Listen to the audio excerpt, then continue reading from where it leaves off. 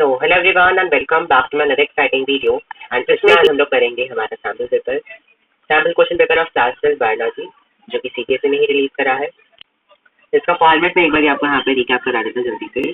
तो देखिए आपका जो बायोलॉजी का जो सेक्शन है पेपर होगा उसमें आपको टोटल 5 सेक्शन देखने को मिलेंगे एंड 5 सेक्शन में टोटल 33 क्वेश्चन होने वाले हैं।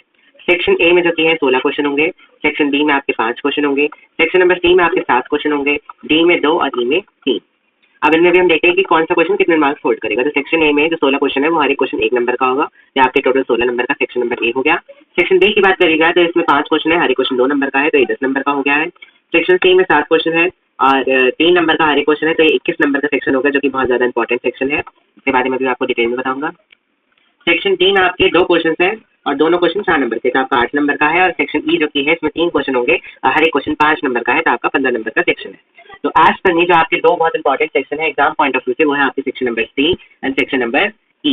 ये 2 सेक्शन आपके बहुत ज्यादा इंपॉर्टेंट है, सबसे ज्यादा नंबर होल्ड कर रहे हैं। और इसमें भी सी और ई में से जो सबसे ज्यादा इंपॉर्टेंट है वो है सेक्शन नंबर सी। इसका बहुत ज्यादा ध्यान रखिए क्योंकि अकेला सेक्शन ही 21 नंबर का है। ये पेपर थोड़ा लेंथी होगा क्योंकि क्वेश्चन बहुत सारे हैं, पढ़ने में भी थोड़ा टाइम लगेगा। अब 7 क्वेश्चन जो कि है वो 3 नंबर के हैं, तो सोचिए कितना टाइम तो इसी में ही आपका लगने वाला है। तो इसमें और इस वाले क्वेश्चन में आप लोगों को बहुत ज्यादा ध्यान रखना है। मैं टाइप ऑफ क्वेश्चन बता देता हूँ हर एक में। तो जो question number section number A है इसमें आपके एमसीक्यू और रिसर्शन रीजन देखने को मिलेंगे। 16 में से आपके जो कि है 12 क्वेश्चन तो एमसीक्यू के हैं और रिसर्शन रीजन के आपके 4 क्वेश्चन है। सेक्शन बी की बात करिएगा तो इनमें आपको वेरी शॉर्ट क्वेश्चन आंसर देखने को मिलेंगे। और वो कहने को तो वेरी शॉर्ट है, लेकिन इसमें आपको कम से कम 2 से लेकर 4 लाइन तक का तो आंसर लिखना ही पड़ेगा, तभी आपको टीचर 2 नंबर अवार्ड करेगा हर एक आंसर के लिए, तो आपको 10 नंबर यहाँ से मिल जाएंगे। सेक्शन सी की मैं बात करें तो इसमें 7 क्वेश्चन है, 7 क्वेश्चन में 3 नंबर होल्ड करें, तो 3 नंबर का जो क्वेश्चन है वो आपका आ जाता है शॉर्ट क्वेश्चन आंसर में। इसको थोड़ा आपको अच्छे से प्रेजेंट करना है, कम से कम कोशिश करनी है कि आप आधे पेज का आंसर इसमें लिख के ही आना है आपको। मतलब एक जो आपकी आंसर शीट आपको मिलती है उसमें एक पेज से 2 आंसर इस वाले क्वेश्चन के लिखने होने चाहिए, हाफ पे 1 आंसर और हाफ पे 1 आंसर। तो आपको मतलब आधे पेज का आंसर सेक्शन सी के क्वेश्चन में लिखना है। सेक्शन डी आपकी केस स्टडी बेस्ड होगी, एमसीक्यू भी होंगे और वेरी शॉर्ट भी होंगे, तो इसमें आपको इस तरीके से आंसर को लिखना है। 2 केस स्टडी आपको देखने को मिलेंगी 8 नंबर की। सेक्शन ई की मैं बात करूँ तो सेक्शन ई में जो की है सबसे लॉन्ग क्वेश्चन आंसर यही आपके होने वाले हैं। 5 नंबर का एक क्वेश्चन होगा, इंपॉर्टेंट क्वेश्चन होंगे, 15 नंबर बनते हैं यहाँ से, और कम से कम कोशिश करनी है कि 1.5 नंबर का तो आप इसमें आंसर लिख के ही आए ही आए। तो इस तरीके से आपको जो कि अपना क्वेश्चन पेपर अटेम्प्ट करना है, इसी के अकॉर्डिंग अपनी स्ट्रैटेजी प्लान करिएगा। तो आप कहाँ से शुरू करना चाहते हैं, कहाँ पे खत्म करेंगे, मेरे अकॉर्डिंग अगर आप स्ट्रैटेजी पूछे तो आपको देखिए जो 16 क्वेश्चन आपको सेक्शन ए में देखने को मिले हैं ये 16 नंबर के हैं, तो और ये हैवी एमसीक्यू के फॉर्म में आपको कुछ सॉल्व नहीं करना है बायोलॉजी में। तो आप कोशिश करिए कि आपको 15 मिनट का रीडिंग टाइम मिलता है, क्वेश्चन पेपर जब मिलता है आपको तो 15 मिनट आपको मिलते हैं, आप कोशिश करिए कि आप उन 15 मिनट में सेक्शन ए के सारे क्वेश्चन को फिनिश कर डालें। और सेक्शन बी के भी जो एमसीक्यू आपको देखने को मिल रहे हैं वो भी आप इसमें ही कर पाएंगे इजीली। और बी के एक बार क्वेश्चन पढ़ के उनका आंसर रिकॉल कर लीजिएगा पहले से। अब आपको जहाँ पे ज्यादा फोकस करना है वो है आपका सेक्शन सी और सेक्शन ई। तो सेक्शन सी अब आपको मेरे अकॉर्डिंग सबसे पहले करना चाहिए और उसके बाद आपको जाना चाहिए सेक्शन नंबर ई पे। बचेगा क्या, सेक्शन बी। सेक्शन बी जो कि है वो आप सी फिर ई फिर आप बी अटेम्प्ट करेगा। ए के आंसर आप पहले कर चुके हैं तो उनका फटाफट लास्ट में लिख देंगे। और डी के भी बहुत ईजी क्वेश्चन होते हैं, मतलब एमसीक्यू तो कई सारे आप इजीली कर लेंगे और जो आपको लिखने वाले आंसर है वो आप 1 मिनट में लिख लेंगे। तो ए और डी बाद में करना है, पहले सी करिए फिर ई करिए फिर बी करिए, देन ए करके डी कर दीजिए। इस तरीके से आपको करना है। एक चीज और इसमें बताने की है आपकी गाइडलाइंस के अकॉर्डिंग जो आपको क्वेश्चन पर देखने को मिलेगा ब्लूप्रिंट में, कि आपको कहीं भी टोटल चॉइस नहीं मिलेगी। जैसे कि मान लीजिए जैसा आपको बोला गया है कि सेक्शन बी में आपको 5 क्वेश्चन देखने को मिलने वाले हैं, तब वो ये नहीं बोलेंगे कि आपको 6 क्वेश्चन दिए हुए हैं इनमें से एनी 5 कर दो। नो, इस तरीके की चॉइस आपको पेपर में कहीं नहीं देखने को मिलेगी कि do any 5 out of 6 question. No, आपको इंटरनल चॉइस मिलेगी। जैसे क्वेश्चन नंबर 5 है, सेक्शन बी का क्वेश्चन नंबर 5 है, तो इसमें वो आपको 2 क्वेश्चन दे देगा और बोलेगा या तो आप मुझे ए करके दिखा दो या बी करके दिखा दो। तो वो उसी क्वेश्चन के अंदर इंटरनल चॉइस होगी, ओवरऑल चॉइस नहीं मिलेगी कि पूरे सेक्शन बी में से आप कोई भी 5 क्वेश्चन कर दो। नो, तो इस तरीके से आपको यहाँ पे अलग अलग जगहों पे अलग अलग इंटरनल चॉइस देखने को मिल जाएगी। तो आई होप ये जो क्वेश्चन पेपर के इंस्ट्रक्शन है ये आपको अच्छे से क्लियर होंगे। इसमें ऐसा कुछ बहुत ज्यादा डिफिकल्ट नहीं है, जो आपको समझ में आया, स्ट्रैटेजी भी आप इससे प्लान कर सकते हैं। तो ये तो था मेरा आपको बहुत मेन जो समझाने की चीज थी। अब मैं डायरेक्टली आ जाता हूँ आपके सैम्पल क्वेश्चन पेपर की हेल्प से आपको समझाने के लिए। तो चलिए अब तो देखिए आपकी स्क्रीन पे जैसे अकॉर्डिंग मैंने अपने पीछे जो क्लासिफिकेशन समझा था उसी के अकॉर्डिंग अब आपका यहाँ पे सेक्शन नंबर ए जो कि है स्टार्ट होने जा रहा है। सेक्शन ए में आपको टोटल मैंने बताया था 16 क्वेश्चन देखने को मिलने वाले हैं और 12 क्वेश्चन एमसीक्यू के होंगे, जो कि देखिए यहाँ पे लिखा हुआ question number 1 to 10 are multiple choice question, और 13 to 16 आपके असर्शन रीजन होंगे, वो हम आगे देखेंगे। तो तब तक के लिए हम लोग चलिए पहले स्टार्ट करते हैं। तो what all you need to do is कि आप लोगों को अपना आंसर चेक करेंगे, और चेक करने के लिए आपको क्या करना है कि आपको साइड बाय साइड जब आप वीडियो देख रहे हैं तो आपको कमेंट करते जाना है अपने according answer. No need to write the full answer, आप बस ABCD लिखते जाइए, 1 का आंसर बी और सी और डी, मतलब जो भी आपको लगता हो तो उसके अकॉर्डिंग आप लोग करते जाएंगे। एंड देन जब मैं आपको आंसर रिवील करूंगा तब आपको चेक करना है, सिर्फ आपको सुनना नहीं है बैठ के कि कौन सा आंसर किसका है। You also need to check yourself कि आपको कितना हो पा रहा है या कितना आप लोग कर पा रहे हैं, क्योंकि ओवरऑल जब आपका क्वेश्चन पेपर बनेगा तो वो भी सैम्पल पेपर के अकॉर्डिंग ही बनेगा, तो आपको ये वाला सैम्पल पेपर करना जरूरी है बहुत ज़्यादा, क्योंकि ये आप ही के सेशन के लिए स्पेशली डिजाइन करा गया है। तो starting with the first question, signals for the parturition in human female originate from, parturition की जो की है सिग्नल्स कहाँ से जनरेट होते हैं फीमेल में, तो इसका आंसर है ऑप्शन नंबर बी, प्लेसेंटा से भी जनरेट हो सकते हैं और फुली डेवलप्ड फीटस से भी जनरेट हो सकते हैं। Now the next question is to produce 1600 seeds, the number of meiotic divisions required will be, 1600 seeds बनाने के लिए आपको आगे कितनी meiotic divisions required होंगी। अब देखिए यहाँ पे एक आ गया आपका सॉल्व करने का क्वेश्चन, तो इसमें आपको क्या करना है, आपको अभी इसको छोड़ देना, जब आप रीडिंग टाइम मैंने आपको बताया 15 मिनट्स में आपको अटेम्प्ट करना है, तो उसमें आपको सबसे पहले थ्योरी वाले क्वेश्चन कंप्लीट कर देने हैं, उसके बाद अगर टाइम बचे तो फिर आपको क्वेश्चन आना है, फिर आपको बाद में आना है। सबसे पहले आपको अपना जो थ्योरी वाला पोर्शन है वो कंप्लीट कर देना है, लेकिन फिलहाल के लिए आप क्योंकि मैं आपको बिल्कुल उस तरीके से नहीं करवा रहा हूँ, लेकिन जब आप अटेम्प्ट करेंगे तो ऐसे करेगा। फिलहाल के लिए मैं आपको इसका आंसर जो कि है वो बता देता हूँ, तो इसका एक पूरा आपको सॉल्व करके भी उनको दिखाना पड़ेगा कि आप आंसर कैसे लाए हैं इस क्वेश्चन का। तो थोड़ी सी इसमें देख लीजिएगा किस तरीके से हो रहा है, आपने अपने सेल वाले चैप्टर में जो कि है सीखा हुआ है, बट यहाँ पे भी ये वाला कॉन्सेप्ट आपका अप्लाई होगा और वो पूछ सकते हैं क्वेश्चन। तो एक सीड का जो कि है फर्टिलाइजेशन होगा फ्रॉम 1 पॉलन एंड 1 एग, जैसे कि एक सीड आपका बन जाएगा फर्टिलाइज होके। तो हमें बनाने हैं टोटल 1600 सीड, तो हमें कितने चाहिए, 1600 ही हमें पॉलन ग्रेन चाहिए और 1600 ही हमें एग भी चाहिए। इसको आप एक कॉपी पे नोट करते जाइए, मैं आपको पूरा आंसर जो कि है बता रहा हूँ साइड बाय साइड। हर एक माइक्रोस्कोप मदर सेल जो कि है वो रिजल्ट करेगा 4 पॉलन ग्रेन के बनने में। कब करेगा रिजल्ट, एक मेयोटिक डिवीजन के बाद। अब देखिए यहाँ पे आपकी मेयोटिक डिवीजन की क्लास 11 की नॉलेज यूज हो रही है, एंड कॉन्सेप्ट कहाँ का लग रहा है आपका, sexual reproduction in flowering plants का। तो आपके यहाँ पे 2 चैप्टर के कॉन्सेप्ट रिलेट हो रहा है, वो भी कहाँ से, सीधा क्लास 11 के cell cycle and cell division के चैप्टर से। तो क्योंकि आपको पता होना चाहिए कि मेयोटिक डिवीजन के बाद कितनी डॉटर सेल का फॉर्मेशन होता है, और इसके according sexual reproduction flowering plants के अकॉर्डिंग आपने कितना कितना देखा है, कहाँ पे कितनी चीजें बन रही है। तो मैंने आपको बताया था कि जो हर एक माइक्रोस्कोप मदर सेल है वो रिजल्ट करती है फॉर्मेशन ऑफ 4 पॉलन ग्रेन एक मेयोटिक डिवीजन के बाद। तो 400 मेयोटिक डिवीजन जब हो जाएंगे उसके बाद ही हमें 1600 पॉलन ग्रेन देखने को मिलेंगे। क्यों, क्योंकि एक से हमें 4 मिल रहा है, हमें 1600 चाहिए, तो 1600 divided by 4 will be 400 meiotic division and 1 megaspore mother cell after 1 cycle of meiotic division result in the formation of 1 egg, मतलब एक सेल एक ही डिवीजन से बन रहा है। तो 1600 डिवीजन के लिए हमें 1600 एक्स के लिए हमें 1600 डिवीजन करवानी पड़ेंगी, तब जो पॉलन ग्रेन की डिवीजन थी वो थी 400, और जो हमारी एग की फॉर्मेशन के लिए जो मेयोटिक डिवीजन थी वो थी हमारी 1600। तो 1600 प्लस 400 कितने हो गए, 2000 हो गए। तो इसका आंसर कितना हो गया, 2000 डिविजन। अब देखिए थोड़ा लेंथी क्वेश्चन था, इसमें आपकी नॉलेज यूज हुई कि एक मेगास्पोर मदर सेल एक बारी में कितने पॉलन ग्रेन बनाता है और कितने ही एग सेल बनाता है। तो ये वाली नॉलेज यहाँ पे इम्प्लाई होकर हमारा 2000 आंसर जो कि है आ चुका है। अब हम बढ़ेंगे हमारे नेक्स्ट क्वेश्चन की तरफ, जो कि है sample of normal double standard DNA was found to have thymine content of 27%। Thymine कितना है, 27%। तो हम लिख भी लेंगे T equal to 27%। What will be the expected proportion of guanine in this child? तब इसके लिए आप लोगों ने एक फॉर्मूला सीखा होगा, दैट A प्लस G, हम T लिख लेते हैं, C plus G plus C makes a total of 100%, जहाँ पे क्या हमें पता है कि A बराबर होता है C के और G बराबर होता है साइटोसिन के। तो ये बात आपको पता होनी, जब हमें दिया हुआ है जो T है वो कितना है 27%, तो ऑब्वियसली बात है कि A भी कितना हो जाएगा 27%। तो यहाँ भी 27 हो गया और यहाँ भी 27 ही हो गया, बीच में प्लस आ जाएगा। अब हम एज्यूम कर लेते हैं कि जो G हमें ढूंढना है गुआनिन, वो हमारा हो जाएगा X। अब देखिए अगर आपसे पूछता कि इसमें आपका A कितना है, तो आप A तो डायरेक्टली बता सकते थे कि अगर T 27 है तो A भी 27 ही है, लेकिन हमसे यहाँ पे पूछा गया है G, तो उसके लिए हमें थोड़ा लंबा कैलकुलेशन करना पड़ेगा। तो हम G को एज्यूम कर लेते हैं X, तो अगर G X है तो फिर C भी बराबर हो जाएगा X के ही, तो X प्लस X। अब इसको सॉल्व करना तो आई थिंक आप सब अपनी छोटी क्लासेस में सीख ही चुके हैं। ये दोनों ऐड होके उधर जाएंगे, 100 में से माइनस होकर आंसर आएगा आपका 46, और यहाँ पे हो जाएगा 2x, तो 2x में से x इधर आ जाएगा तो उधर जाएगा, 46 को डिवाइड करेगा और आंसर आ जाएगा आपका 23%। इसको अगर हम एक दिमाग लगा के सोचे तो वैसे भी हो जाएगा, क्योंकि हमें पता है कि 50-50% रेशियो तो होता ही है। तो हमें A पता है T के बराबर होता है, G पता है C के बराबर होता है, तो अगर यहाँ से 2 वैल्यूज कटिए तो ये भी हाफ हो जाएगा 50 कर दो इसको। तो अगर हमें पता है T आपका 27 है, तो 27 50 में से माइनस करो तो G ऑब्वियसली 23% ही होने वाला है। समझ में नहीं आया तो पूरे लॉन्ग फॉर्म में करो, अगर थोड़ा सा आप अपना एक्स्ट्राऑर्डिनरी माइंड चला सकते हैं तो डायरेक्ट आंसर इजीली तरीके से हो जाएगा। Observe the schematic diagram that depicts a small section of nucleic acid. The bases into true strands are paired through hydrogen bonds that are shown by diet lines. Identify the correct sequence of nucleotide in the direction 5 to 3। तब आपको 5 to 3 के form में बताना है कि ये किस तरीके से अलाइन हुए हैं।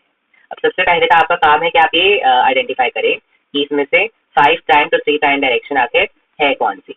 तो जल्दी से इस बात को सबसे पहले मुझे कमेंट सेक्शन में बताइए कि ये वाली साइड है या फिर ये वाली साइड है। एंड अगर आपने बिल्कुल करेक्टली आइडेंटिफाई करा है then the option according to you will be option number B. तो आई होप कि आप सब सही आंसर तक पहुंच गए हो। नहीं पहुंच पाए हैं तो अब आप इसको ध्यान से देखिए। देखिए इसमें ट्रिक की सबसे बड़ी यही है कि आपको सबसे पहले तो करेक्ट डायरेक्शन का फाइंड आउट करना है। अगर आपने सही डायरेक्शन ढूंढ डाली तो आप कॉन्सेप्ट की हेल्प से क्वेश्चन को इजीली कर पाएंगे। तो आपको ध्यान रखना है कि जहाँ भी फ्री ओ एच ग्रुप दिखे, जहाँ भी फ्री ओ एच ग्रुप दिखे वो वाली जगह आपकी 3 प्राइम होती है, जहाँ भी 3 प्राइम होने वाला है। तो जहाँ भी फ्री आपका फॉस्फेट हो वहाँ पे आपका 5 प्राइम हो जाएगा, ये भी 5 प्राइम। अब हमसे बोला गया है 5 प्राइम to 3 प्राइम जाने वाला, तो वो हो गया ये वाला डायरेक्शन। हमें इसके अकॉर्डिंग जो भी है नेमिंग करनी है GC3। ये तो मैंने आपको मतलब आंसर बता दिया है, लेकिन किस तरीके से आप तो करेंगे। तो अब देखिए आपको सबसे बड़ी बात ये पता होनी चाहिए कॉन्सेप्ट की कि हमेशा C जो की है वो G के साथ पेयरिंग करता है 3 बॉन्ड बनाकर, और जो T है वो हमेशा A के साथ पेयरिंग करता है डबल बॉन्ड बनाकर। तो अब इसमें हमें देखने को तो मिल रहा है यहाँ पे डबल बॉन्ड और यहाँ पे डबल बॉन्ड और यहाँ पे ट्रिपल बॉन्ड और यहाँ पे भी ट्रिपल बॉन्ड। अब लेकिन हम ये कैसे पता करें कि इसमें से G कौन सा है, T कौन सा है और A कौन सा और C कौन सा है। तो इसके लिए सबसे बड़ी बात जो आपको पता होनी चाहिए कि हमेशा A और G में ट्रिक है, कॉन्सेप्ट में तो आप लोग सीख ही रहे हैं कि G और A जो की है वो हमेशा बनाएंगे आपकी डबल रिंग। सर्कल से डिनोट करो, रिंग आपको बनानी आती है। तो ध्यान में रखिएगा कि जब भी G और A होगा वो आपकी डबल रिंग बना रहे होंगे और C और T हमेशा ही आपकी सिंगल रिंग बनाएंगे, क्योंकि ये प्योरिंग्स होते हैं और ये पायरिमिडीन होता है। मैंने बताया कि मैं भी कॉन्सेप्ट नहीं बता रहा, लेकिन मैं ट्रिक की हेल्प से आपको ये चीज बता रहा हूँ। तब इसमें देखेगा कि यहाँ पे हमें सिंगल रिंग देखने को मिलते थे, आपका C हो जाएगा। यहाँ पे हमें डबल देखने को मिलते थे, आपका G हो जाएगा। C और G को लिखा क्योंकि ट्रिपल बॉन्ड है, यहाँ पे ट्रिपल बॉन्ड है, यहाँ पे 2 रिंग है तो ये हो गया G, यहाँ पे सिंगल रिंग है तो ये हो गया आपका C। अब हम बात करें अगले में, तो यहाँ पे डबल बॉन्ड है, डबल बॉन्ड मतलब T और A में से कुछ होगा। तो मैंने बताया कि A जो की है वो डबल बॉन्ड बनाता है, तो A हो गया इधर वाला और सिंगल बॉन्ड बनाने वाला, सिंगल रिंग बनाने वाला हो गया T। इसी तरीके से यहाँ पे डबल रिंग बनाने वाला हो गया A और सिंगल रिंग बनाने वाला हो गया C। तो हमें चाहिए 5 प्राइम to 3 प्राइम वाला, तो ये है आपका answer C, G, C and A, option number B। अब क्योंकि देखिए जो विजुअली इम्पेयर्ड बच्चे होते हैं उनको तो डायग्राम दिखाई नहीं देगा, तो उनके लिए कुछ अलग क्वेश्चन यहाँ पे मैंने डिजाइन करा हुआ है। अटेम्प्ट करना चाहे तो कर सकते हैं। आंसर में बता देता है, इसका होगा ऑप्शन नंबर बी ही आंसर, 4000 BP पर, BP का मतलब आप लोग को पता होना चाहिए बेस पर होता है पर second. And now coming to the question number 5। अब देखिए सुरेश और राजेश को जो कि है डेफिशिएंसी है हीमोग्लोबिन की जेनेटिक डिसऑर्डर की वजह से। सुरेश में क्या है दिक्कत की problem is qualitative as he is having incorrectly functioning globin molecule. जो सुरेश की प्रॉब्लम है वो क्वालिटेटिव है, क्यों? क्योंकि इसकी जो ग्लोबिन मॉलिक्यूल्स की फंक्शन है वो सही से नहीं है, वो इनकरेक्ट है। वहीं राजेश के में जो प्रॉब्लम है वो क्वांटिटेटिव है।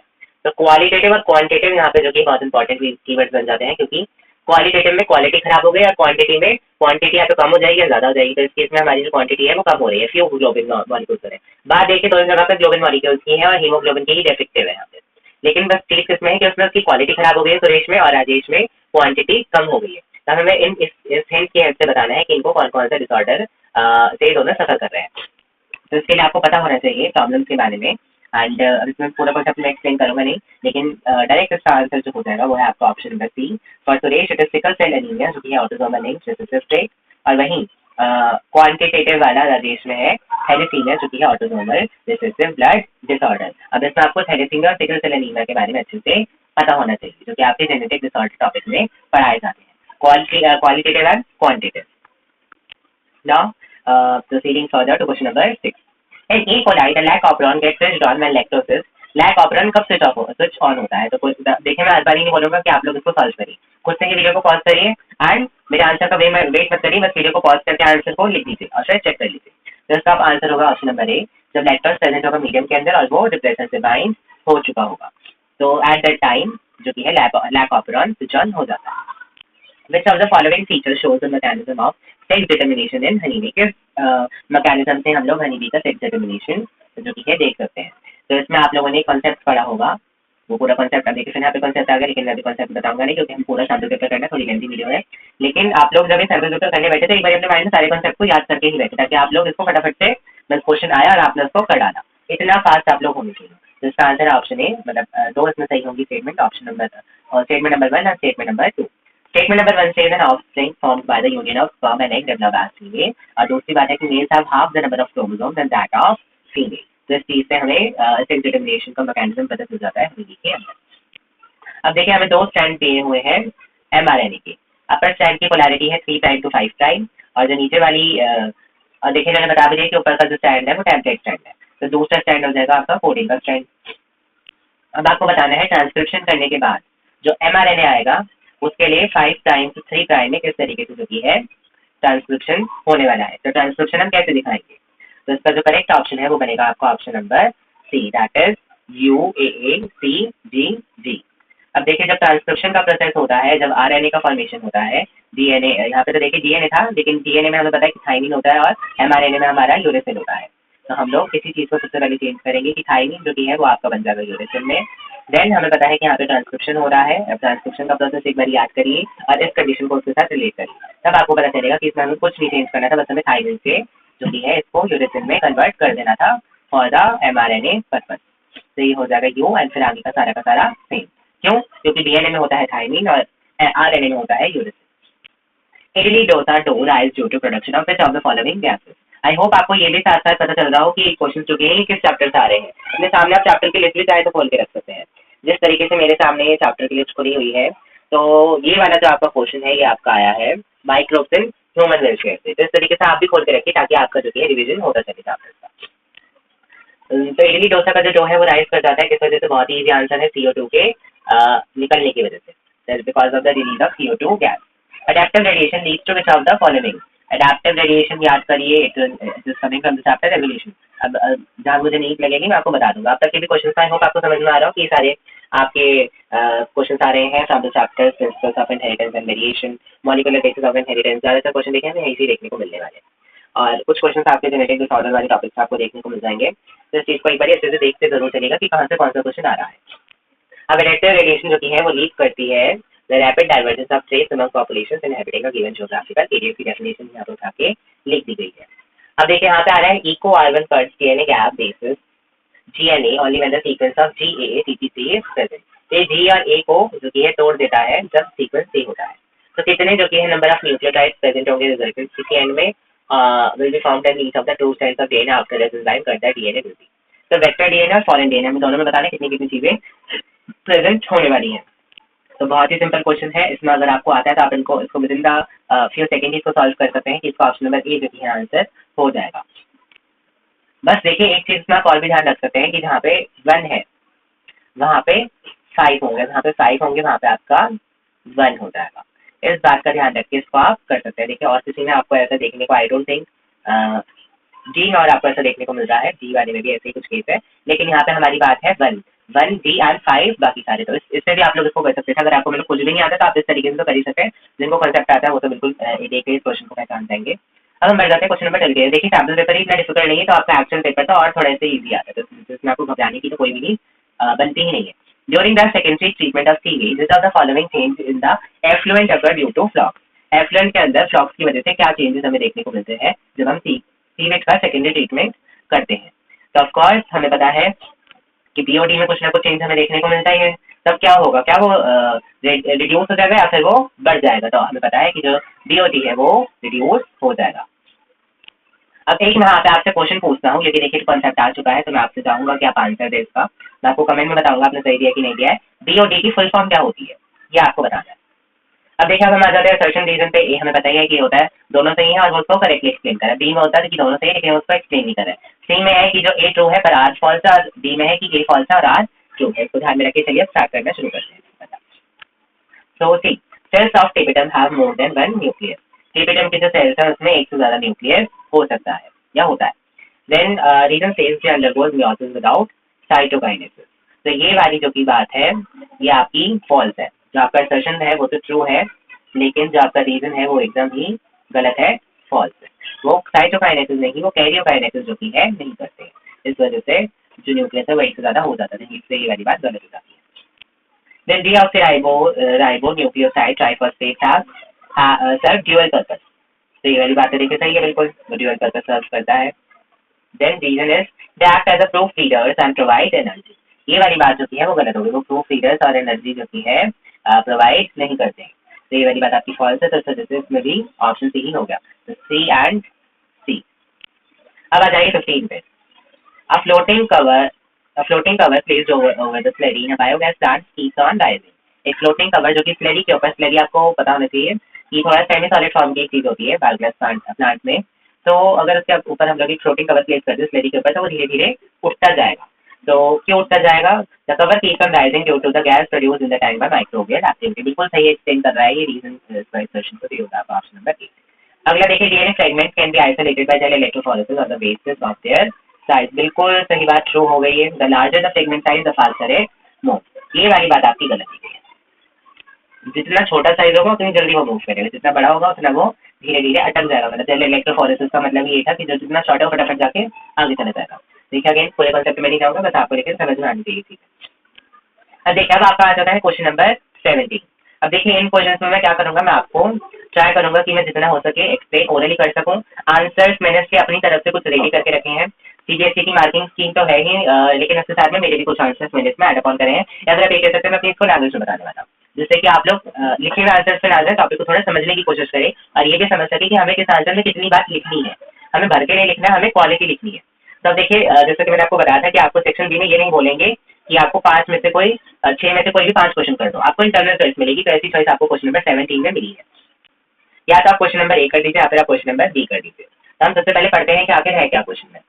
तो पहला क्वेश्चन कहता है blood test reported negative for HCG.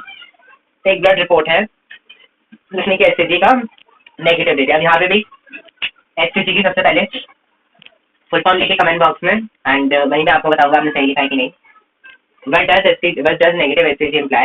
आखिर में नेगेटिव HCG से पता क्या चलता है और वो कौन सा टिश्यू है जो कि HCG को प्रोड्यूस करता है। और ये चैप्टर कहाँ से है ये भी बताइएगा। तो हमें पता है, मैं चैप्टर में से बताना नहीं चाह रहा था, चैप्टर भी मैं आपसे कमेंट नहीं जानना चाह रहा था, लेकिन फिर भी जस्ट फॉर द रेफरेंस एक बार याद करिए अपना chapter reproduction, sorry human reproduction को एक बार याद करिए। ये कॉन्सेप्ट आपका वहाँ से आता है। तो एचसीजी इम्प्लाई करता है, सबसे पहले हम कट टू कट आंसर देंगे। एचसीजी इम्प्लाई करता है कि जो नेगेटिव जो आपकी प्रेगनेंसी है वो नहीं है। एचसीजी अगर पॉजिटिव आए तो इसका मतलब प्रेगनेंसी है, और एचसीजी नेगेटिव आए तो प्रेगनेंसी नहीं है। फिर कौन सा टिश्यू है जो कि एचसीजी प्रोड्यूस करता है, तो इसका नाम है प्लेसेंटा। वो टिश्यू है जो कि एचसीजी को प्रोड्यूस करता है। तो आधा नंबर तो हो गया कि वो क्या इम्प्लाई करता है, और आधा नंबर होगा कि क्या कौन सा टिश्यू जो कि है वो प्रोड्यूस करता है। तो इससे हो गया आपका 1 नंबर। अभी 2 नंबर का क्वेश्चन है, तो दूसरा नंबर आपको यहाँ से मिलेगा। If a blood test report reported for HCG in a person positive for HCG in a person, मतलब positive आ गया HCG, then which of the other hormones would also be secreted by the tissue stretching secreting HCG। मतलब placenta फिर और क्या क्या चीज जो की है वो प्रोड्यूस करेगा अगर HCG पॉजिटिव, मतलब अगर प्रेग्नेंट है तो बेसिकली क्वेश्चन ये है कि अगर प्रेग्नेंट है दीदी तो उसके प्लेसेंटा में से कौन कौन सी हार्मोन जो कि सिक्रीट होंगे। तो आप लोग 1-2 का नाम ले सकते हैं यहाँ पर, उसमें बहुत होगा। ईस्ट्रोजन हो गया, प्रोजेस्टेरोन हो गया, रिलैक्सिन हो गया, और आपका प्लेसेंटल लैक्टोजन हो गया जिसको HPL कहते हैं। तो ये सारी चीजें जो की है प्रोड्यूस सिक्रीट होंगी प्लेसेंटा के द्वारा। The human male ejaculates about 200 to 300 million sperms during a coitus. However, the ovum is fertilized by only 1 sperm. How does the ovum block the entry of additional sperm? तो पहला question जो कि है वो खत्म हो चुका है। आपको आता हो तो आप वो वाला करिए, ये वाला आता है तो ये वाला करिए। अब देखिए इसमें पहला वाला जो क्वेश्चन है उसमें क्या आंसर रहेगा। जो स्पर्म है वो कुछ चेंजेस जो कि है इंड्यूस करता है किसके अंदर, जोना पेरियोपिटा मेम्ब्रेन के अंदर, जो कि आपकी ओवम की ही एक मेम्ब्रेन होती है, जोना पेरियोपिटा। तो जैसे ही स्पर्म जो कि इसके कांटेक्ट में आता है वो उसके अंदर कुछ चेंजेस इंड्यूस कर देता है। जोना पेरियोपिटा जो कि है वो ब्लॉक कर देती है entry of the other sperms in the ovum. अब हम आ जाते हैं अगले पे, that all copulations will not lead to the fertilisation bye.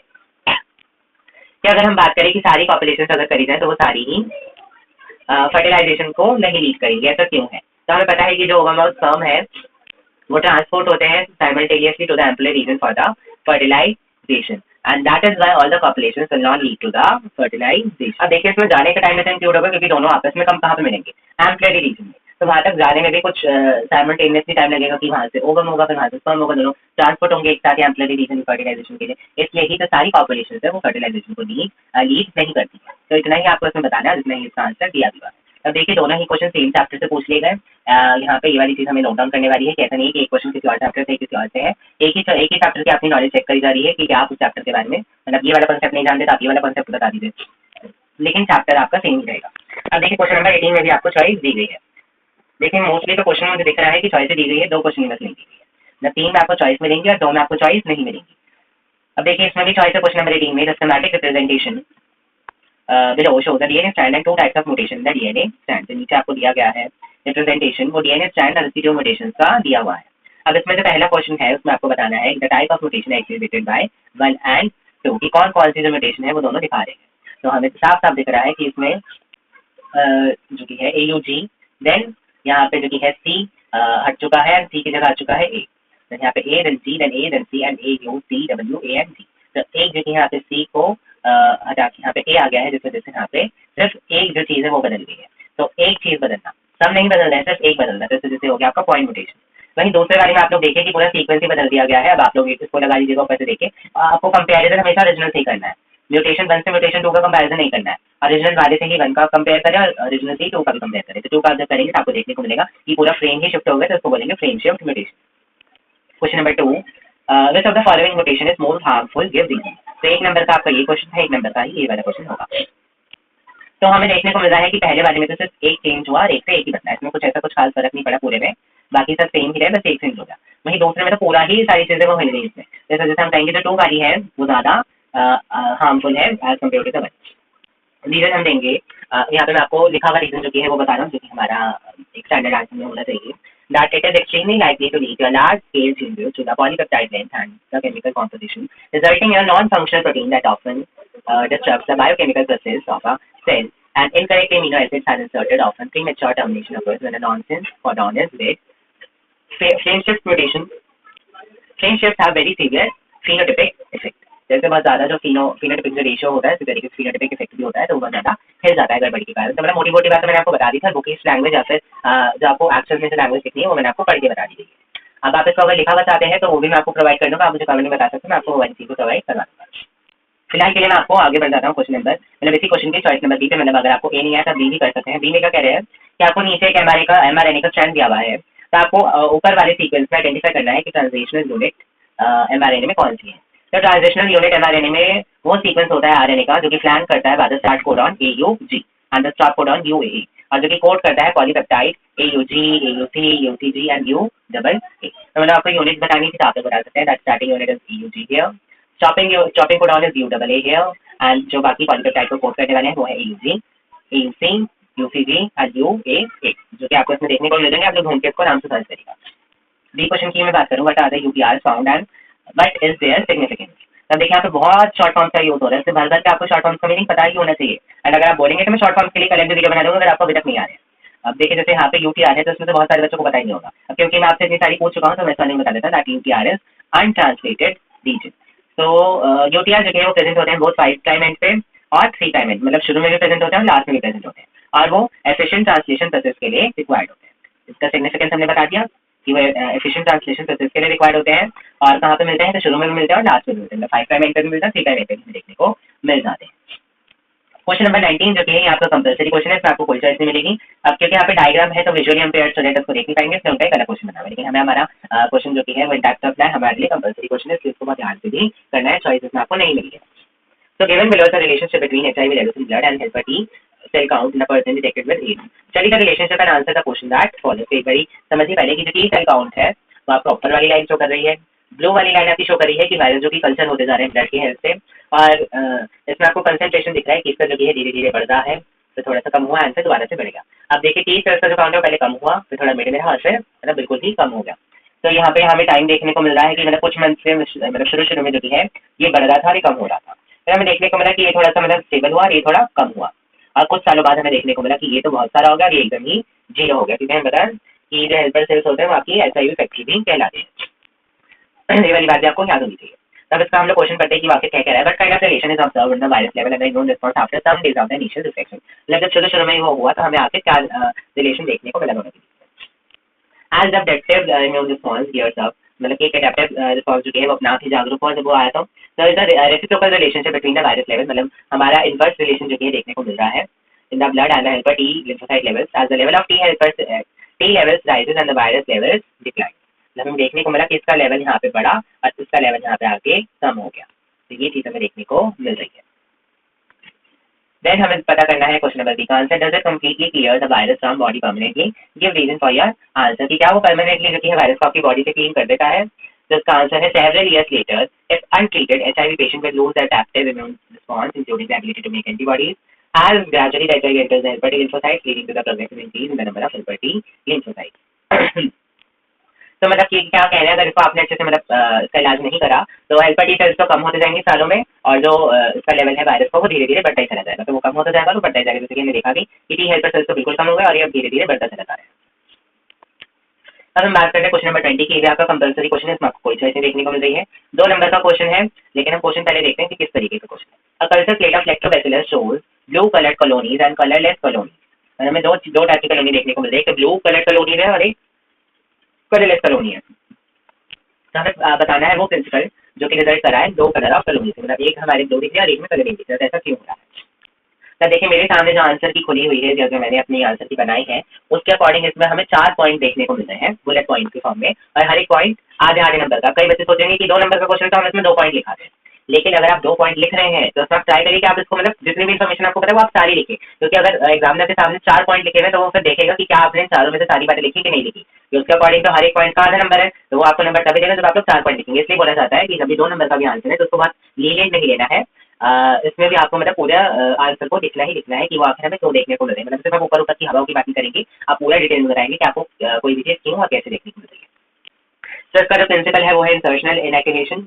इसमें जो कि है रिकॉम्बिनेंट डीएनए होता है वो इंसर्ट कर दिया जाता है किसी भी कोडिंग सीक्वेंस, किसी भी एंजाइम की कोडिंग सीक्वेंस के अंदर।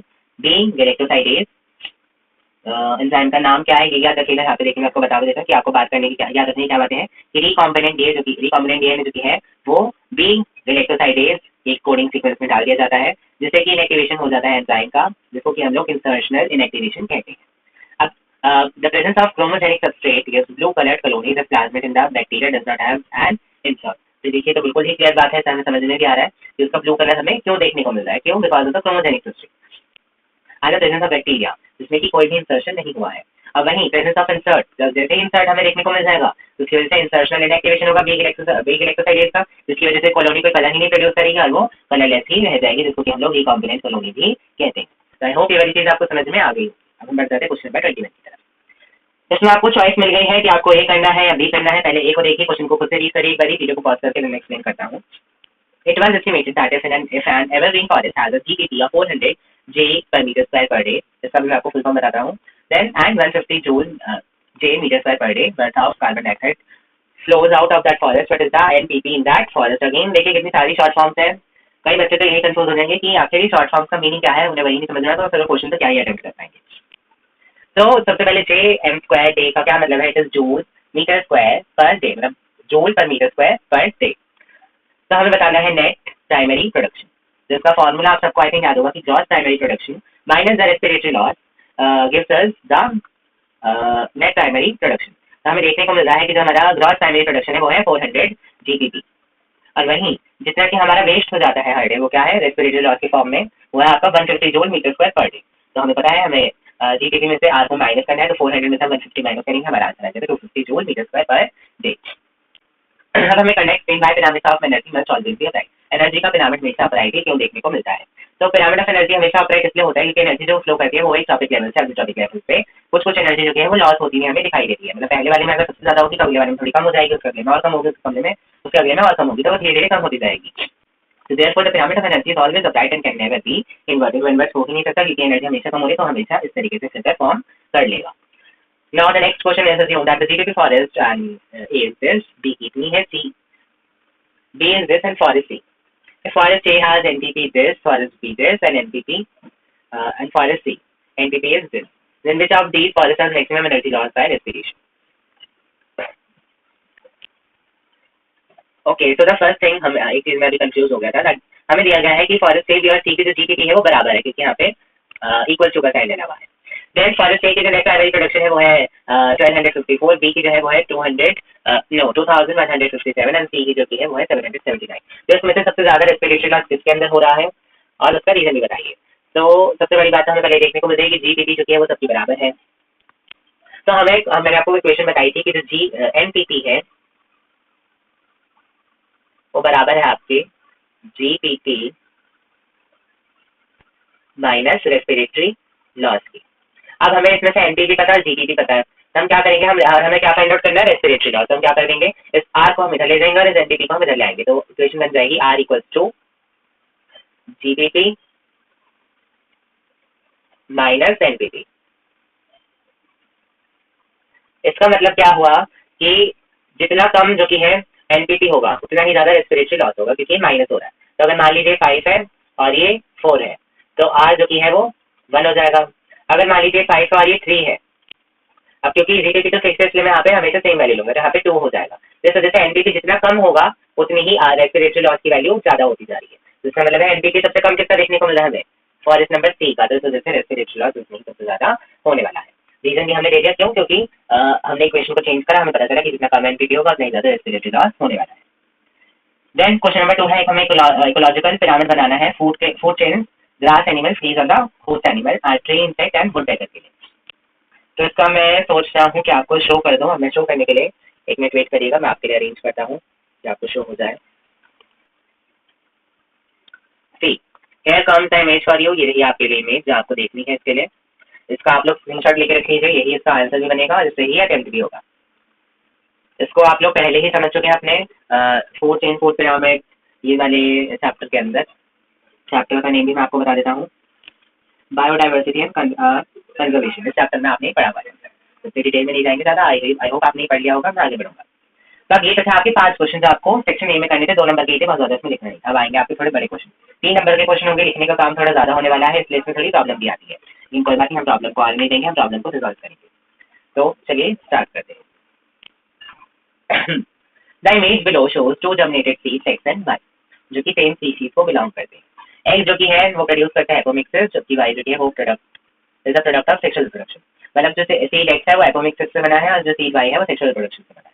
तो अब ए जो क्वेश्चन है वो कह रहा है कि write the number of embryos या embryo sac and ovules in the ovary of seed X. ये सीड एक्स जो कि है उसके अंदर कितने एम्ब्रियो होंगे, कितनी एम्ब्रियो सैक होंगे, कितने ओव्यूल्स होंगे। तो बहुत ईजी है, पूरा का पूरा कॉन्सेप्ट बेस्ड है। हमें पता है कि अगर आपको ये 3 चीजें इसमें दिखाई दे रही है, प्लांट 1 2 3, तो सीड में भी 3 ही एम्ब्रियो होने वाले हैं। एम्ब्रियो सैक की बात करें तो एम्ब्रियो सैक 1 होगा और ओव्यूल भी इसमें 1 ही होने वाला है। कॉन्सेप्ट आई होप आप सबको याद होगा। नहीं याद है तो एक बार इसको अपने सेक्सुअल रिप्रोडक्शन चैप्टर में दोबारा जाइए, उसको याद कीजिए। How multiple embryos are formed in citrus fruit. Citrus fruit में बहुत सारे एम्ब्रियोज कैसे मिल जाते हैं। तो जो ऐसे प्लांट्स हैं जैसे सीड एक्स से ग्रो हो रहे हैं वो शेयर करते हैं अपने एंडोस्पर्म को। तो ऐसी पॉसिबिलिटी है कि जो कुछ प्लांट है वो थोड़ा अंडर नरिश्ड रह जाए, और वहीं जो सीड वाई है वो उसमें से एक ही प्लांट है, तो उसका पूरा एंडोस्पर्म जो कि वो उसके खुद का है, तो उसको उससे किसी के साथ शेयर नहीं करना है। As the plant of seed X are clone they will not show variation and may come to environmental stress and plants on seed Y have genetic variation and so can show greater adaptability. तब इसमें हमने अब जो हमारे relevant बात थी वो क्या थी। Sorry, we have given the answer of question number C, that what advantage plants developed from seed Y have over seed X. जो seed Y से डेवलप हुए हैं उनकी क्या ज़्यादा एडवांटेज है compared to the X. हमारा बी का आंसर चुके how multiple embryos are formed in citrus fruit. Citrus fruit में बहुत सारे एम्ब्रियो कैसे ग्रो कर जाते हैं। तो जो न्यूक्लियर सेल्स हैं वो माइटोटिकली ग्रो करते हैं और एम्ब्रियो में डेवलप हो जाते हैं। तो एक सेक्शुअल रिप्रोडक्शन से ही बहुत सारे एम्ब्रियो सिट्रस फ्रूट में बन जाते हैं। विजुअली इम्पेयर्ड का क्वेश्चन हमें करना नहीं है। आ जाइए क्वेश्चन नंबर 23 पे। Name the place in human ovary where the first meiotic division is completed during oocyte। तो पहली जो मेयोटिक डिवीजन कंप्लीट होती है वो होती है प्राइमरी oocyte में। देन अगला क्वेश्चन है बता the products of this division. तो एक लार्ज हैप्लॉइड सेकेंडरी oocyte का फॉर्मेशन होता है और एक टाइनी फर्स्ट पोलर बॉडी भी बन जाती है।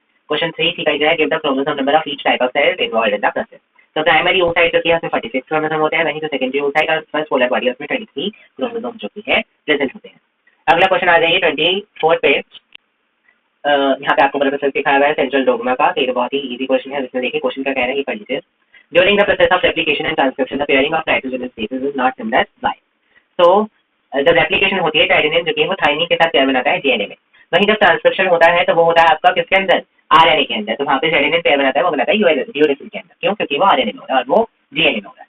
How is the block process modified in the retrovirus name the process. Retrovirus में क्या होता है, जो न्यूक्लिक एसिड है वो आरएनए होता है, तो वही सिंथेसाइज कर देता है डीएनए को। तो इस प्रोसेस को कहते हैं हम लोग रिवर्स ट्रांसक्रिप्शन की। जो आरएनए है वो भी वापस डीएनए बन जाता है। Justify why during the process of transcription on segment of DNA copied into RNA. सिर्फ कुछ सेगमेंट ही आरएनए के अंदर जाती है ट्रांसक्रिप्शन में। तो एक बहुत ज्यादा हाई एनर्जी रिस्क प्रोसेस है, तो जितनी नीड होगी उतनी ही जो कि जीन कोड होगा उस स्पेसिफिक प्रोटीन के लिए, उतना ही ट्रांसक्राइब भी वो होने वाला है। देन हम आ जाते हैं नेक्स्ट क्वेश्चन, क्वेश्चन नंबर 25 पे। Describe the steps involved in southern blot hybridization using the radio labeled DNTR as a probe. तो सबसे पहले आइसोलेशन होता है डीएनए का, हम सबको पता, पूरा इसमें हमें प्रोसेस बताना है। फिर डाइजेस्ट कर लेगा डीएनए को रिस्ट्रिक्शन एंडोन्यूक्लियस, फिर डीएनए फ्रेगमेंट जो अलग अलग कर जाएंगे इलेक्ट्रोफोरेसिस से, फिर ट्रांसफरिंग होगी, जिसको की डॉटिंग कहते हैं, सेपरेटेड डीएनए फ्रेगमेंट की सिंथेटिक मेम्ब्रेन में, जैसे कि नाइट्रोसेल्युलोज और डायलॉग का यूज करके हाइब्रिडाइजेशन होगा बीएनटीआर प्रोब का, लेबल बीएनटीआर प्रोब का, फिर डिटेक्शन होगा hydrolysed DNA fragment by autoradiography. I hope पूरा प्रोसीजर आपका क्लियर होगा। Biofertilizers are organisms that enrich the nutrient quality in the soil. Explain the role of 3 main sources of biofertilizer. ऐसे कौन से 3 sources है जो कि बायोफर्टिलाइजर का रोल करते हैं? तो बैक्टीरिया, फंगाई और साइनोबैक्टीरिया जो कि हैं ये सब हो सकते हैं। तो root nodules of the roots of leguminous plants are formed by the symbiotic association of rhizobium. ये आप लोग बता सकते हैं, जो कि फिक्स करते हैं एटमॉस्फेरिक नाइट्रोजन को ऑर्गेनिक फॉर्म में, जो कि प्लांट के न्यूट्रिएंट की तरह फिर बाकी एक्ट करती है। एग्जांपल हो जाएंगे एसिडोस्पाइरियम एंड एसिडोबैक्टर। फंगाई की बात करें तो ये भी फॉर्म करते हैं सिम्बायोटिक एसोसिएशन माइकोराइजा के साथ, many members under genus globulus mycorrhiza का फॉर्मेशन करती है। सिंगल सिम्बायोट्स होते हैं जो कि फास्फोरस एब्जॉर्ब कर लेते हैं सॉइल से, उसको प्लांट को प्रोवाइड कर देते हैं। वहीं साइनोबैक्टीरिया की बात करें तो ये ऑटोट्रॉपिक माइक्रोब्स होते हैं जो कि बहुत अच्छे से डिस्ट्रीब्यूट होता है एक्वा टेरेस्ट्रियल एनवायरनमेंट में, जो कि एटमॉस्फेरिक नाइट्रोजन को फिक्स करते हैं। एग्जांपल की बात करें सैनाबेला, नॉस्ट्रॉक एंड ऑक्सीलेटोरिया। जितना मैंने बताया उतना ही लिखना है, बहुत ज्यादा भर के दी होगी थोड़ी, उतनी नहीं लिखनी, जितनी मैंने बताई है बस उतनी ही लिखनी है। The diagram given below depicts different species of warbler birds feeding on different region of fruit tree. Explain the mechanism which helps them to coexist. तो देखिए बहुत सारी अलग अलग मतलब टाइप के वॉल्बर ही है सारी, लेकिन ये पेड़ के अलग अलग चीजों को खा रही है, तो ये ऐसे साथ में कैसे रह पा रही है, इनको जरा बताइए इस चीज को। तो इसका जो रीजन है वो है PCR। PCR stands for the polymerase chain reaction, जिसमें कि मल्टीपल कॉपीज एक ही जीन की सिंथेसाइज कर रही है इन विट्रो में, जो कि 2 sets of Sorry, we are reading question number 27. How PR technique can be used for the amplification of small amount of DNA template? किस तरीके से PCR टेक्निक जो है वो यूज करी जाती है डीएनए टेम्पलेट के एम्प्लीफिकेशन में छोटी अमाउंट में? तो PCR होता है पॉलीमरेज चेन रिएक्शन। इस रिएक्शन में क्या होता है, बहुत सारी जीन्स की जो कॉपी होती है वो इन विट्रो के फॉर्म में सिंथेसाइज करी जाती है दो के सेट में, मतलब 2 प्राइमर का जो सेट होता है वो लिया जाता है। Then enzyme along with enzyme DNA polymerase, enzyme जो कि वो एक्सटेंड कर देता है प्राइमर को, जिसके हेल्प से न्यूक्लियोटाइड की हेल्प से जो प्रोवाइड कर जाते हैं रिएक्शन के अंदर, और जिनोमिक डीएनए को टेम्पलेट वो बना लेता है। अगर जो प्रोसेस ऑफ रेप्लिकेशन है बार बार करी जाए तो जो डीएनए जो है सेगमेंट वो एम्पलीफाई कर जाता है billion time, that is 1 billion copy जो कि है वो बन जाती है। और इतनी सारी एप्लीकेशन जो कि वो अचीव करी जाती है थर्मोस्टेबल डीएनए पॉलीमरेज का यूज करके, जो कि एक्टिव रहता है हाई टेम्परेचर में भी, और वो denaturation of double stranded DNA से बचा देता है। Amplified fragment is desired can now be used to ligate with the vectors for further cloning, और क्लोनिंग के लिए आप ligate कर सकते हैं इसको दूसरे वेक्टर के साथ। इसके बाद आपके 3 स्टेप्स चलते हैं साइकिल के फॉर्म में। पहला डीनेचुरेशन, दूसरा एनीलिंग और तीसरा एक्सटेंशन। फिर आपको उसका डायग्राम बना देना है। डायग्राम में अगेन आपको शो कर देता ताकि कंफ्यूजन। तो देख लीजिए, ये रहा आपके सामने डायग्राम। डायग्राम की बात है कि यहाँ पे लगने वाली है समझने के लिए चीजों को, क्योंकि देखिए मैंने बताया था, उन्होंने क्वेश्चन पेपर के इंस्ट्रक्शन में लिखा हुआ है कि हम आपको बार बार नहीं बोलेंगे डायग्राम बनाने के लिए, आपको जहाँ नीड लगे आप अपने आप से डायग्राम बना देंगे। तो इसलिए आपने जिस भी टॉपिक में डायग्राम पढ़ा हुआ है वहाँ पे ये मैं सोचेगा कि हमसे बोला जाएगा हम तभी बनाएंगे, नो, जहाँ भी दिख रहा है बस बना दीजिए। देन क्वेश्चन नंबर 28 देख लीजिए। अब इसका आंसर मैं आपको बताता हूँ। ये आपस में इसलिए एग्जिस्ट कर पा रही है क्योंकि ये रिसोर्स पार्टीशनिंग का कॉन्सेप्ट फॉलो करेगी। मतलब ये कह रही है कि मैं इसकी सीड खा लूंगी, कह रही है मैं इसकी पत्ती खा लूंगी, कह रही है मैं इसके ऊपर जो कीड़े बैठे हैं मैं वो खा लूंगी। तो वो लिखा हुआ है क्या क्या खा रही है यहाँ पे, लेकिन एक एग्जाम्पल के फॉर्म बता रहा हूँ कि ये लोग जो है रिसोर्स को बांट रहे हैं आपस में। अगर बोले कि मैं भी पत्ती खाऊंगी, ये बोले कि मैं भी पत्ती खाऊंगा, ये बोले मैं भी पत्ती खाऊंगी, तो तीनों आपस में लड़ेंगे और ये साथ में नहीं रह पाएंगे, मतलब फिर इनको अलग अलग रहना पड़ेगा। लेकिन साथ में इसलिए रह पा रहे हैं क्योंकि इन्होंने रिसोर्स को बांट लिया है आपस में। अगर 2 स्पीशीज सेम रिसोर्स के लिए कम्पीट करती हैं तो वो कॉम्पिटिशन का पार्ट बन जाती है और आपस में अच्छे से सर्वाइव नहीं कर पाती है। मैक ऑर्थर ने 5 क्लोजली रिलेटेड स्पीशीज ऑफ वॉल्वर living the same she were able to avoid competition and coexist due to behavioural difference in their foraging activity. तो वही देखिए बात कही गई है, पूरा एक को फॉर्मेट बना दिया गया है लिखने का, यही आपको भी लिखना है। मतलब बात वही होती है, मैं लिखने का तरीका बदल जाता है, मेरे अकॉर्डिंग लिखेंगे तो वो भी चल जाएगा। How does Gauss exclusion principle state, मतलब sorry what does Gauss exclusion principle state? Gauss exclusion principle आपसे क्या कहता है? हाँ, क्या वो ऊपर वाले केस में अप्लाई होता है? तो गॉस का जो एक्सक्लूजन प्रिंसिपल है वो कहता है कॉम्पिटिटिव एक्सक्लूजन प्रिंसिपल कि दो क्लोजली रिलेटेड स्पीशीज मतलब दो आपस में मिलने वाली स्पीशीज अगर सेम रिसोर्स के लिए कॉम्पीट करेंगी एक ही चीज से लड़ेंगी तो वो साथ में नहीं रह सकती। इसमें से मतलब दोनों में से दोनों लड़ेंगे और एक जीत जाएगा दूसरा वाला खत्म हो जाएगा। तो होता ये है अगर दोनों चीजें आपस में बांट ले तो वो चीजें चल जाएंगी, लेकिन अगर वो दोनों एक ही चीज से लड़ेंगी तो एक जीतेगा और एक हार जाएगा, तो साथ में कभी नहीं रह पाएंगे। Competitively inferior one will be eliminated eventually, वही बात होगी कि जो छोटा है वो मर जाएगा और जो स्ट्रांग है वो जीत जाएगा। So this is what and does it apply the case above? क्या वो ऊपर वाले केस के लिए अप्लाई होता है? तो नहीं होता है, क्यों? क्योंकि यहाँ पे दोनों रिसोर्स को बांट लिया आपस में, यहाँ पे तो अप्लाई नहीं होता। अगर वो एक ही चीज के लड़ रहे हो तो समझ लीजिए yes it is applied. Then question comes for the vigilant person जो कि आपको करना है। देखिए सेक्शन डी में आपको जो क्वेश्चन नंबर 29 देखने को मिल रहा है, इसमें बस इतनी सी थ्योरी दी गई है। केस स्टडी वाला क्वेश्चन है सिर्फ इतनी सी थ्योरी दी गई है। बहुत स्ट्रेंज बात है क्योंकि हमें जनरली देखने को मिलता है कि सेक्शन डी की जो केस स्टडी मतलब जो केस स्टडी वाले क्वेश्चन होते हैं तो बहुत अच्छी खासी पहले आपको स्टडी करने के लिए पैराग्राफ दिया होता है, उसके बाद कुछ क्वेश्चन होते हैं रिलेटेड। यहाँ पे लेकिन इतना बड़ा उसमें सवाल ही नहीं बनता देने का क्योंकि उनका क्वेश्चन ही बहुत इतने में ही कवर हो जाएगा। तो ये आपके लिए अच्छी बात है अगर कम किया हुआ तो, क्योंकि वैसे भी आपको केस स्टडी में तो ज़्यादा चीज़ें देखने को नहीं मिलती है और अगर चीज़ें भी पहले में लिखी हुई होती है तो फिर क्वेश्चन भी बहुत ज़्यादा लेवल का होता है। तो इस वजह से हर एक चीज़ का पूरा फॉर्मेट मेंटेन करना भी ज़रूरी है। तब देखिए थोड़ा थ्योरी वाला क्वेश्चन है। क्वेश्चन में लिखा हुआ है हार्डी वेनबर्ग जो कंडीशन है उसके बारे में। तो सबसे पहले तो मैं आपसे जानना चाहूँगा कि आखिर हार्डी वेनबर्ग की जो कंडीशन है वो कहती क्या है, उसका मुझे आप फॉर्मूला लिख के दिखाइए कमेंट सेक्शन में। आई वांट कि जितना मैं आपको बता रहा हूँ उतना ही आप भी मेरे साथ इंटरेक्शन के लिए बताएं ताकि आप लोग बोर भी ना हो क्लास में और आपका जो कंसंट्रेशन है और नॉलेज है वो भी चेक होती रहेगी बीच में। तो इसको आप लोग बताइए। ये तो बहुत ही ईजी होती है वैसे केस स्टडी, इसमें कुछ इतना डिफिकल्ट है भी नहीं, तो मैं आपको शो भी कर देता हूँ इसके आंसर ताकि आप लोग इसको इजीली अटेम्प्ट कर पाएँ।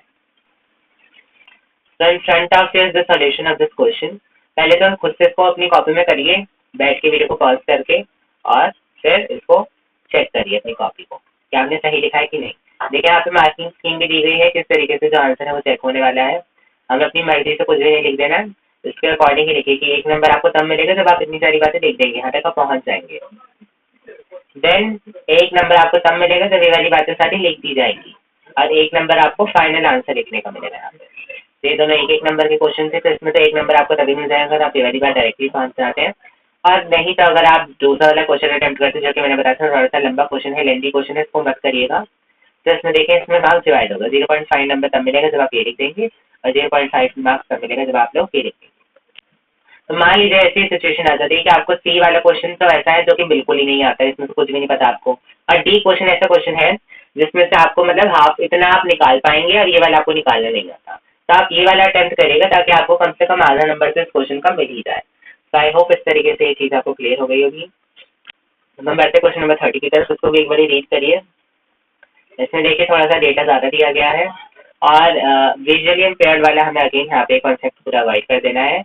ए और बी क्वेश्चन देखें सेम फॉर्मेट पे चल रहे हैं, ए क्वेश्चन 1 नंबर का, बी क्वेश्चन 2 नंबर का, थोड़ा बड़ा क्वेश्चन है, और सी और डी में आपको चॉइस मिलेगी, कोई भी एक करना है। और का हर जगह ध्यान रखना, सारे मत कराना, कोई एक्स्ट्रा मार्क्स नहीं मिलेगा। Question 1 says explain the factors responsible for this pattern of temperature। तो अगर तो आपने यहाँ से क्वेश्चन अटेम्प्ट कर लिया है तो आप इसका आंसर तक पहुँच गए होंगे। The rupture of RBC associated the release of toxic substance hemozoin is responsible for the chills and fever recurring every 3 to 4 days। The question 4 is how does the pathogen multiply in human body। तो वो asexually reproduce करते हैं liver cells में, फिर bast कर देता है cell को और ब्लड में आ जाता है। The parasite further produces asexually in the red blood cells, red blood cells और फिर से asexually रिप्रोड्यूस करता है और फिर इफेक्ट कर देता है नए वाले रेड ब्लड सेल्स को। सेक्सुअल स्टेट जो कि हेमेटोसाइट है वो डेवलप होती है आरबीसी के अंदर। Question number 3 is how is this infection transmitted to human. तो ये जो इन्फेक्शन है ट्रांसमिट होता है by the bite of female anopheles mosquito जो कि इंट्रोड्यूस कर देती है स्पोरोजोइट ह्यूमन की बॉडी के अंदर। और अगर आप दूसरा करते हैं the state of human cycle of this pathogen are completed in the mosquito gut. तो कौन सी ऐसी स्टेज है जो कि मॉस्किटो के गट में कंप्लीट होती है, तो फर्टिलाइजेशन और डेवलपमेंट होती है वो मॉस्किटो के गट के अंदर ही हो जाता है।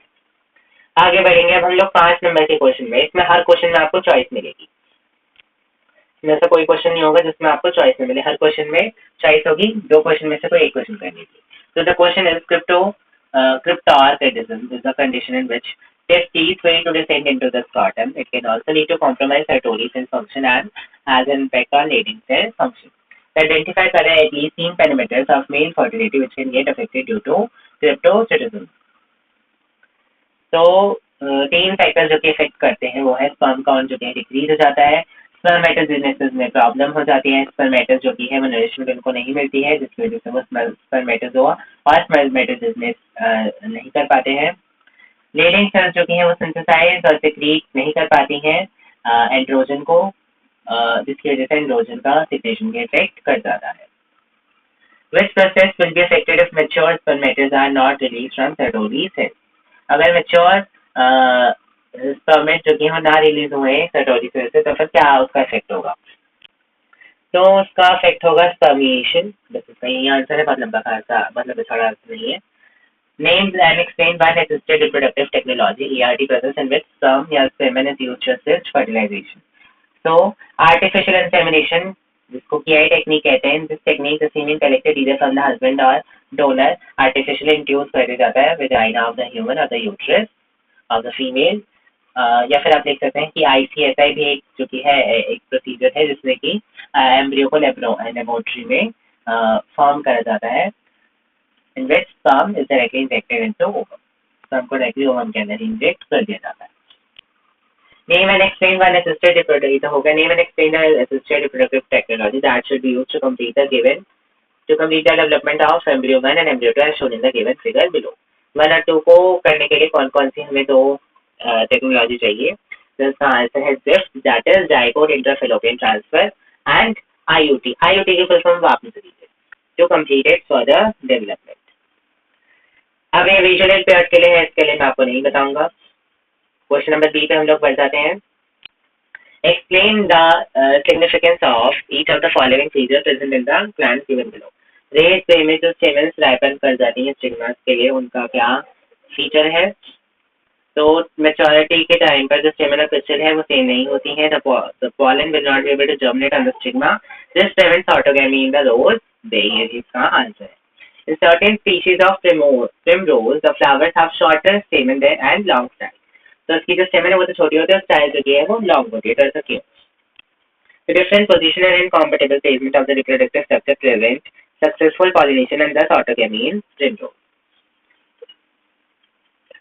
हमें एक्चुअली बताना है कि ऐसा होने की वजह से क्या हमारा जो कि है अच्छा इन्फ्लुएंस होता है, क्या अच्छा इम्पैक्ट होता है, तो हम वो बता रहे हैं। The bisexual flower of mustard exhibit rejection of self pollen grain.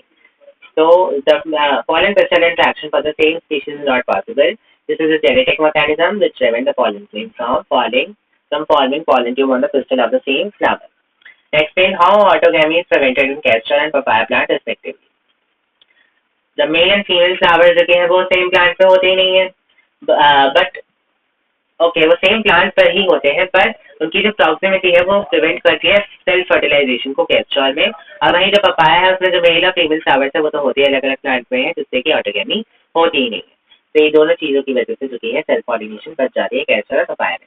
Castrol में क्या कह रहे हैं कि दोनों सेम प्लांट पे होते हैं लेकिन वो इस पोजिशन में होते हैं कि वो सेल्फ पॉलिनेशन हो नहीं सकती है। पपाया में कह रहे हैं कि मेल और फीमेल होते ही अलग अलग प्लांट में है, इस वजह से ऑटोगेमी नहीं होती। Now the next question is explain how advent of biotechnology has helped in preventing infestation by nematodes and thereby increasing crop yield.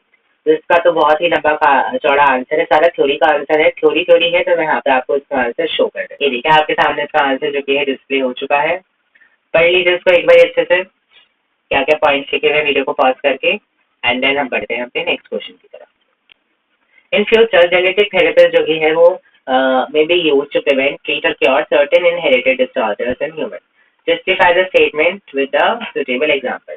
कि कह रहे हैं कि आगे चल के जो जेनेटिक थेरेपीज हैं वो भी यूज करी जा सकेंगी प्रिवेंट मतलब रोकने के लिए, ठीक करने के लिए किसको, जो ऐसे डिसऑर्डर जो कि ह्यूमन में जेनेटिकली इनहेरिट होके आ रहे हैं, मतलब एक जनरेशन से दूसरी जनरेशन में इनहेरिट हो रहे हैं कोई भी डिसऑर्डर, तो उसको रोकने के लिए भी जेनेटिक थेरेपीज यूज करी जाएंगी। तो स्टेटमेंट को आपको बताना है, जिसका भी हम लोग आपका आंसर मैं इसको शो कर देता हूँ कि किस तरीके से आपको इसको लिखना है।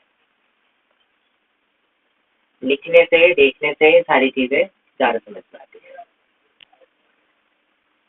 देखिए ये है आपके सामने इसका आंसर, अच्छे से पढ़िए इसको। कहीं भी डाउट रहता है तो कमेंट सेक्शन खुला हुआ है पूछने के लिए, पूछ लेना है, जस्ट पूछ लेना अगर नहीं समझ में आ रहा तो, और कोई आपके पास ऑप्शन ही नहीं है। तो आई होप आपने इसको पढ़ा होगा। वीडियो को पॉज करके मैं बढ़ूंगा अपने लास्ट क्वेश्चन की तरफ। Why is there a need to conserve biodiversity, कोई भी 2 रीजन दे दीजिए क्यों नीड है बायोडाइवर्सिटी को कंजर्व करने की। तो वैसे तो हमारे पास 3 रीजन होते हैं, लेकिन हमें कोई भी 2 रीजन देने हैं, तो 2 रीजन आप दे दीजिए। Narrowly utilitarian argument, human being derive direct economic benefits from nature, that human beings को तो बेनिफिट हो ही रहा है नेचर से, जैसे कि फूड मिलता है, वुड मिलती है, फाइबर मिलता है, बहुत सी चीजें मिलती है।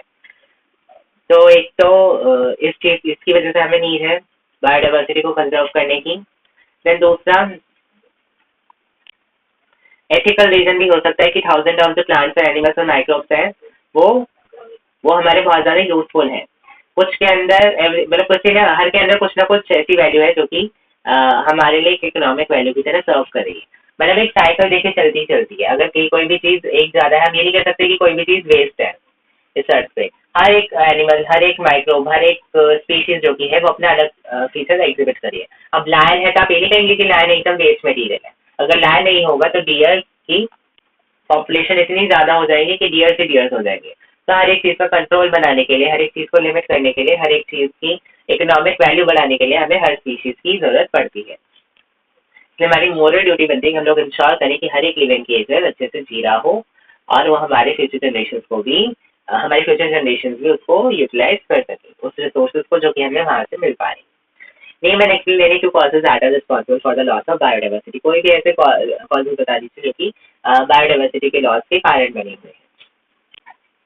तो ऐसे तो 4 कॉजेज हैं जो कि बायोडाइवर्सिटी लॉस का कारण बन चुके हैं, लेकिन आपको कोई भी 2 बताने हैं। तो हैबिट लॉस और फ्रेगमेंटेशन, डिस्ट्रक्शन ऑफ हैबिटेट, ये सब प्राइमरी कॉज है स्पीशीज के उजड़ने के, गायब होने के। और ओवर एक्सप्लॉइटेशन जो कि है वो भी आप लिख सकते हैं, मतलब डिटेलिंग तो आप लोग कर ही लेंगे।